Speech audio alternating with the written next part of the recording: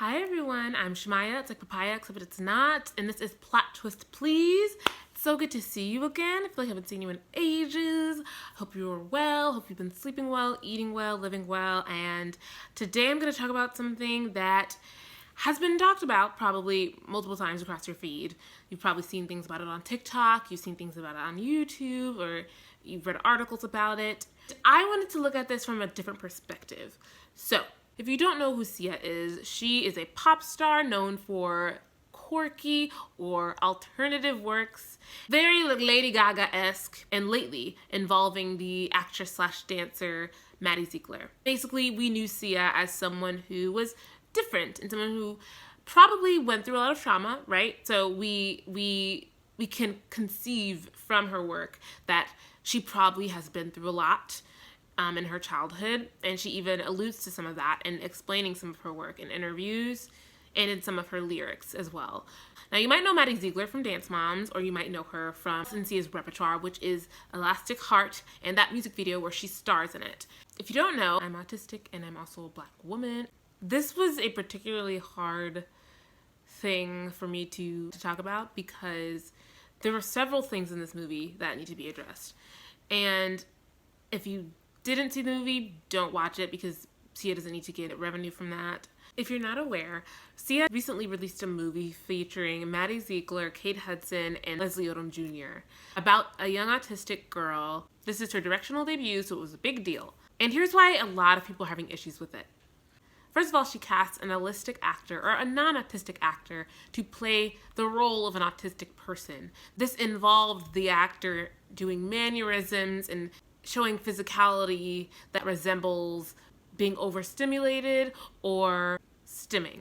Another issue people have with this is the fact that it included a scene where the autistic girl is being held down in a way that could have been dangerous if she was an actual autistic person and this was actually happening.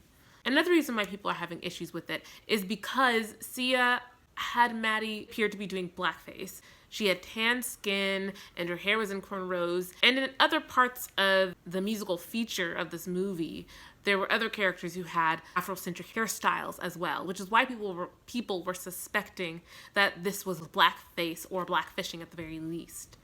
And apparently, the character is supposed to be mixed race. So, in case you weren't aware, these are some of the reasons why people are having issues with Sia and this film. So I'm not going to talk as much about why these are issues because I kind of just explained why they're issues. It's pretty self-explanatory. But what I'm actually going to talk about in this video is how something like this actually happened. What I often hear from people critiquing the film is, how could Sia do this? How could Sia let herself put this out into the world? How could a production team, how could the creative team, how could the people alongside her let something like this come to fruition? Sia thought she was going to get away with it. And here's why. But before we get into that, the Friday faves have been kind of slow lately, but I'm thinking about maybe making it a newsletter. And so you can subscribe to the newsletter and then have the Friday faves that way. Still will be blog posts on those Fridays. Also, subscribe to this channel if you feel so led. So now that that kind of housekeeping is taken care of, today I'm going to address in several parts, from least liable to most liable, why something like Sia's music was bound to happen.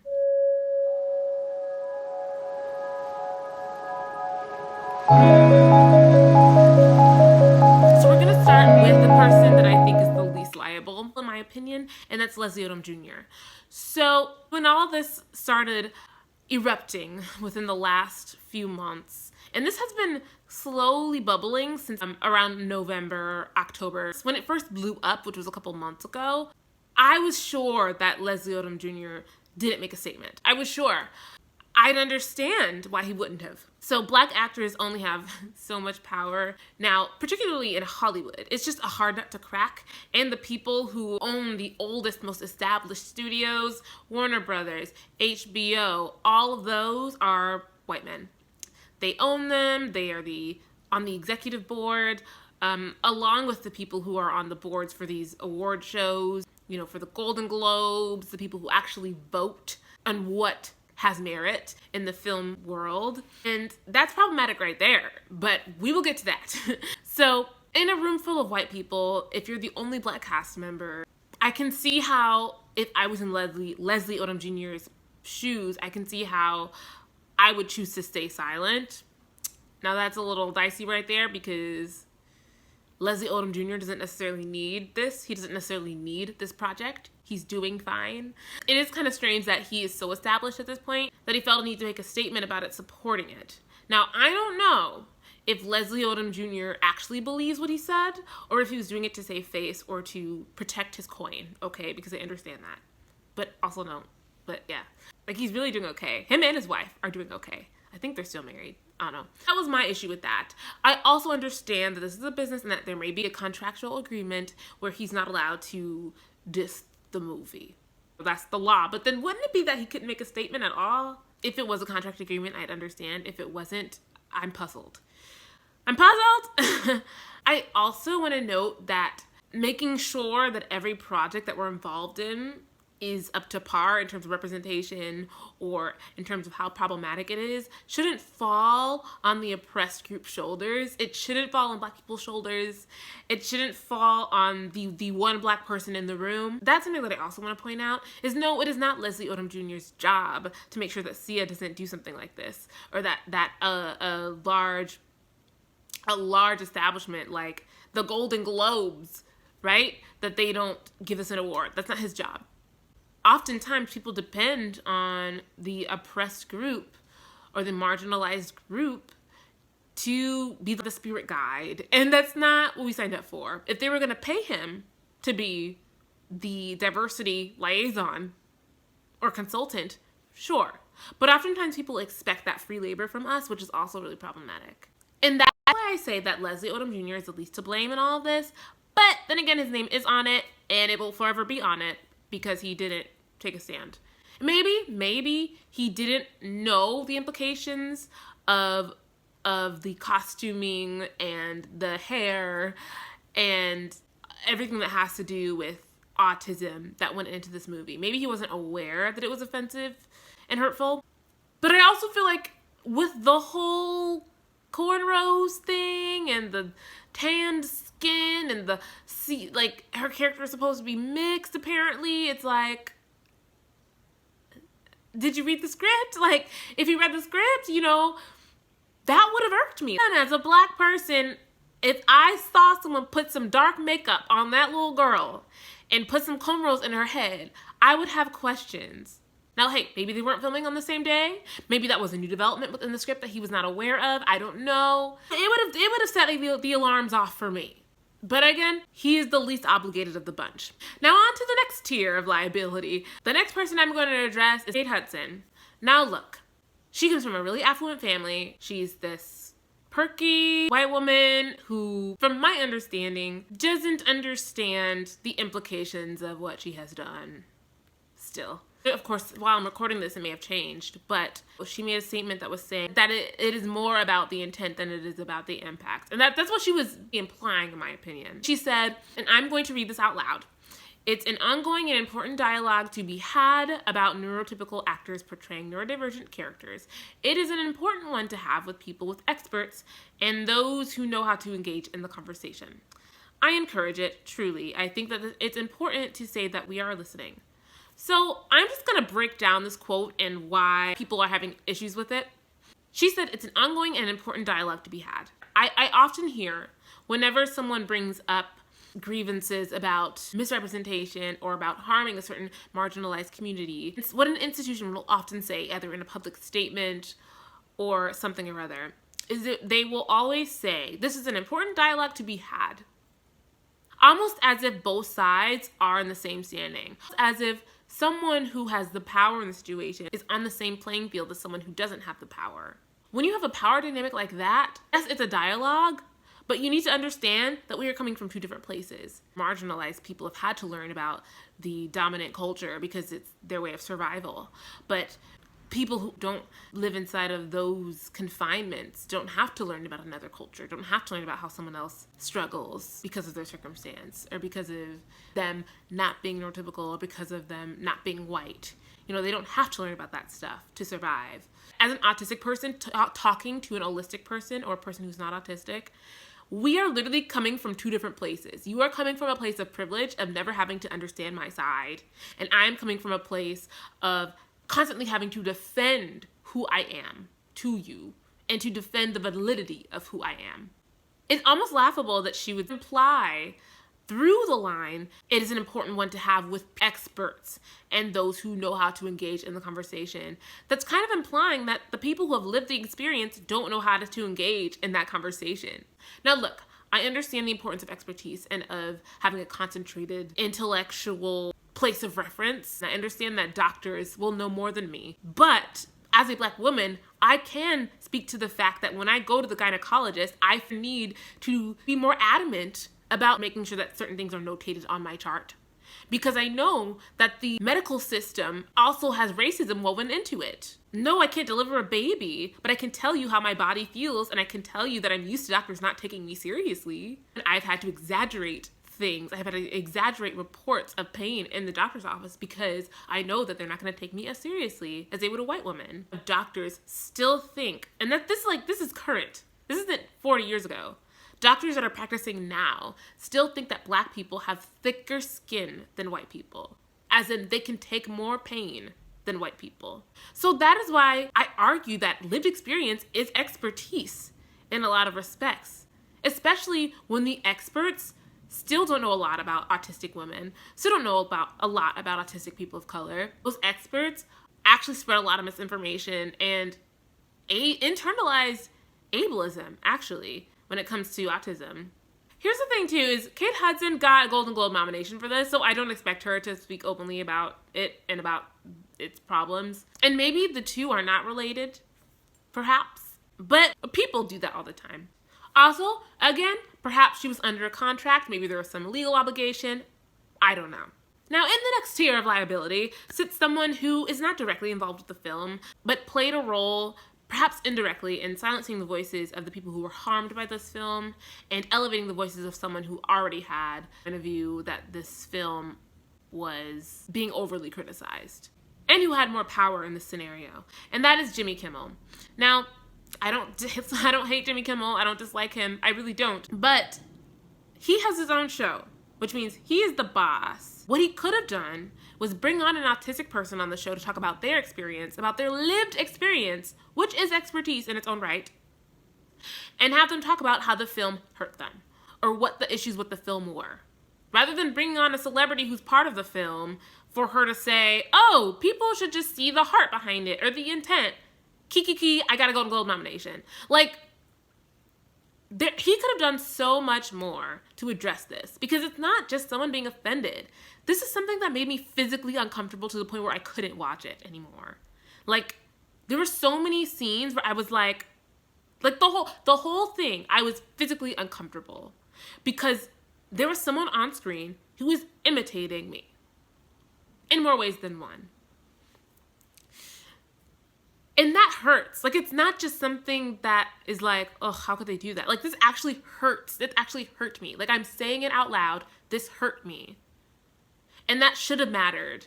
And it should have mattered enough to someone like Jimmy Kimmel, who writes his own contracts, who has his own business, who doesn't have to answer to Sia.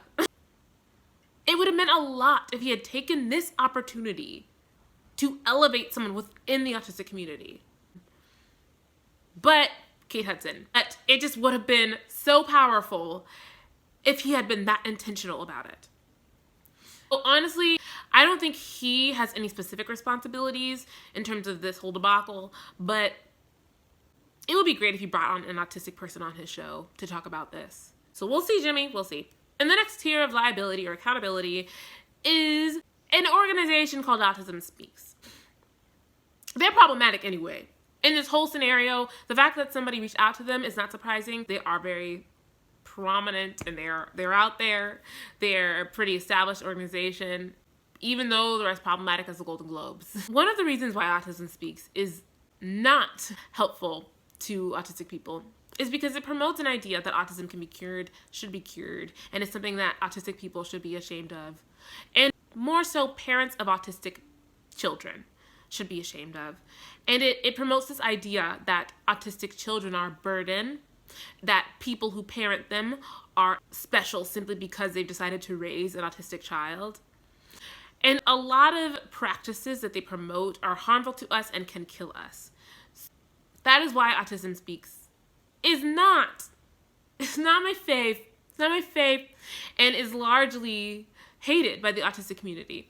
Their puzzle piece logo, it symbolizes that autistic people we're mysterious things that we just have to find our place and we'll fit in. But we don't want to fit in, and we shouldn't have to fit in to feel cared for or to get the resources that we need or to be deemed as worthy of life and of a happy, full life. We shouldn't have to fit in to get those things.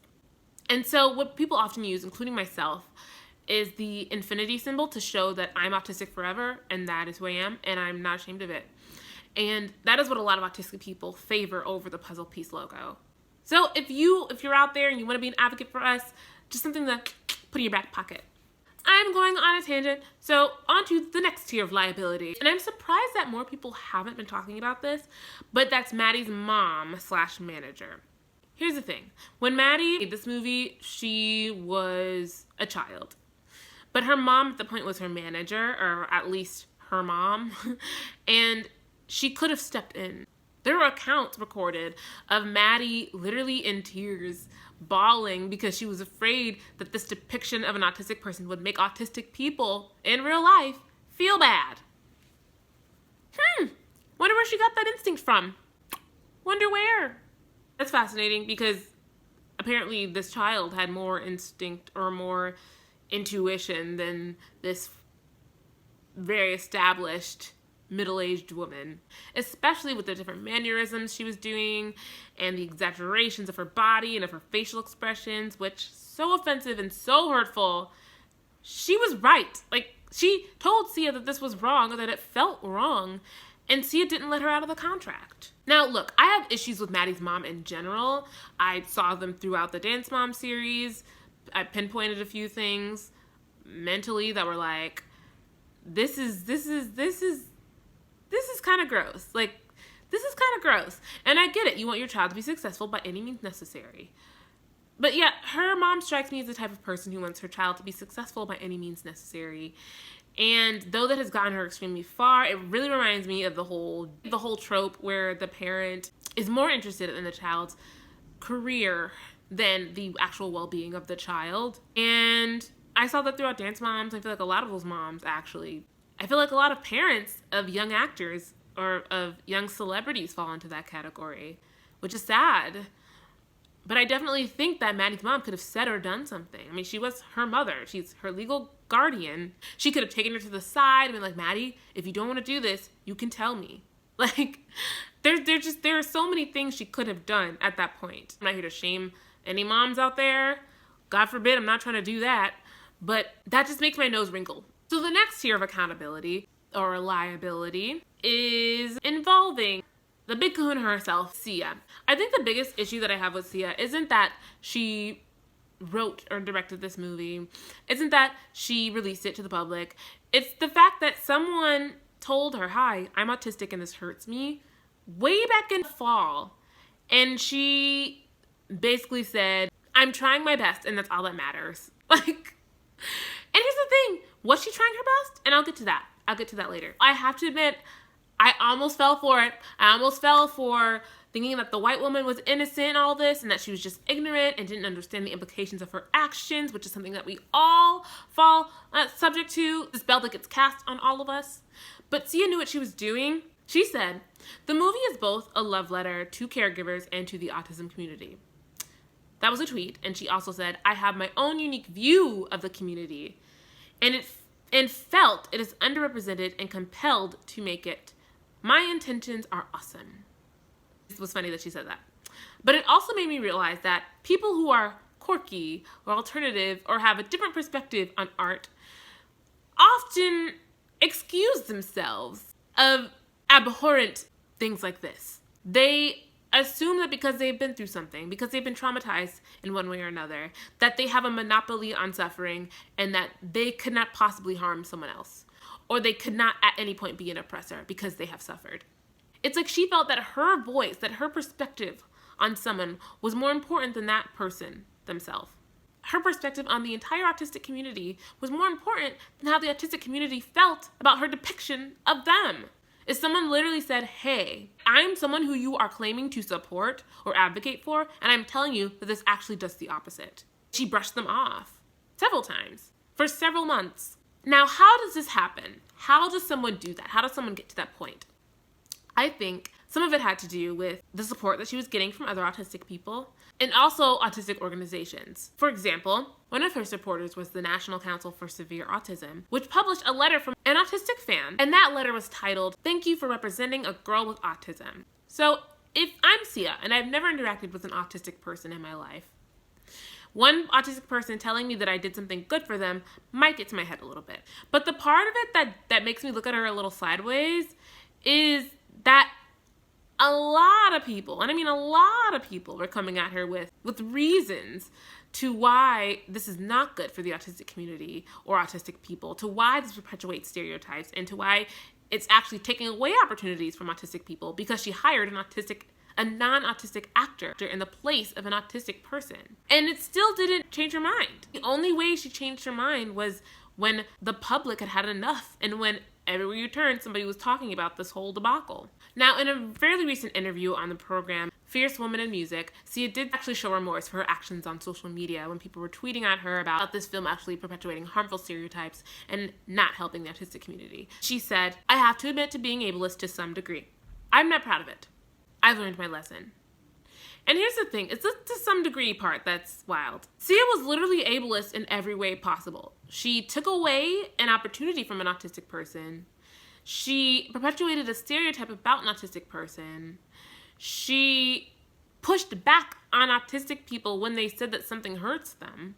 She consulted with Autism Speaks, which is, as we've established, basically an autism hate group, or at the very least, incredibly misinformed and ignorant to the actual issues that autistic people face and how to adhere to them. She broke the mold. She did it.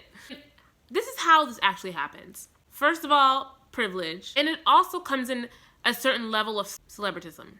Almost like celebrities at a certain point think that they're untouchable, and that if they feel like something is right, then it must be right.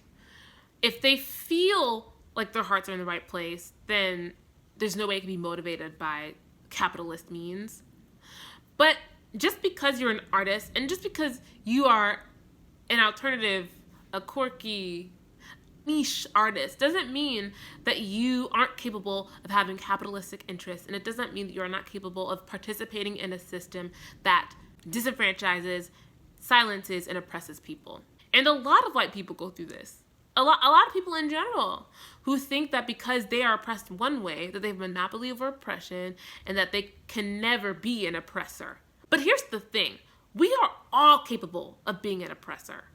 All of us. Within the right circumstances, we are all capable. It's even more shocking and a little alarming that she adopted 2 black boys, because she made a comment about them that was, "They teach me and I just listen." That was a quote that she made about them.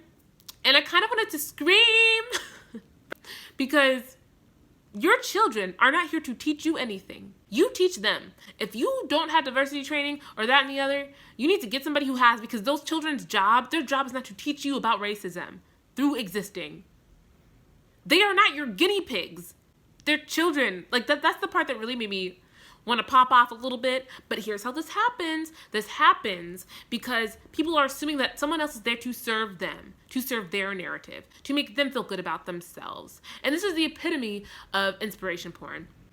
Like you see it in media all the time with stories about white people, but they just pluck black people in there. And if white people feel good watching it, it doesn't matter how it portrays black people. It doesn't matter what it actually does. And a privileged person feeling good does not mean that the work is actually good. That happens a lot. Sia is not the first perpetrator of this. And that's what brings me to the last tier of accountability or liability. Now you might be surprised. You might be surprised that this is not ultimately Sia's fault.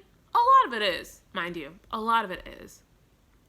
But I think the biggest kahuna, the biggest perpetrator of ableism and racism in this whole situation is the industry itself. This film was a microcosm of everything that happens in the industry every day. This movie, this movie, all guilty of doing what Sia has done. There's this culture that deems the oppressed group or the marginalized group as not worthy, speaking of their own experience. And if we do hear of their experience, it has to be from the lens of a privileged group or the group in power. We are so used to seeing privileged people talk about the experiences of people who they oppress that it's hard to even notice sometimes. We are so used to hearing white people talk about Black people's stories. We are so used to hearing able-bodied people talk about disabled people's stories to the point where it's almost synonymous with the film industry itself. A lot of our childhood favorites are problematic in the same way that Sia's film is problematic. Sia was bad at executing it now. She was way off in the way she executed it. But a lot of these films that we love, that we refer to all the time, are guilty of the same thing. She just had worse choreography. But we've seen it all before. It's not new. It's not new to me. I'd also like to point out, too, the fact that executives warned Sia that if she cast a Black actress in the place of Maddie Ziegler, who is supposed to portray a mixed race girl, they told her that the movie wouldn't be categorized as mainstream, that it would be categorized as a Black movie, and that she didn't want that. If she was going to talk about disabilities especially, it had to be a white girl. Now, this lets us know, too, that Sia's intentions weren't as pure as she made them seem. She made a decision to cast a white girl instead of a mixed girl because she knew it would perform better categorically and that it could be marketed toward the demographic she wanted it to be marketed to. It makes you wonder, do people actually make films about marginalized groups for those marginalized groups, for the people within those marginalized groups to be seen? Or do they do it to make themselves feel like they're doing something important? And honestly, I think the latter. It takes less work, it takes less self-reflection. And look, 2 Golden Globe noms, 2 nominations for this. This needs to be a lesson to all artists, to the people on the executive boards of those larger studios. We aren't dumb. Consumers are not dumb. We can see the strings attached. Now, I don't find joy in tearing celebrities down. But I do think this is a great opportunity for us to look at ourselves and to think, why do we make film? Why do we make art? And who do we do it for? Thank you for watching. Please like, subscribe, and share if you feel so led. And stay weird, y'all. Bye. Mwah.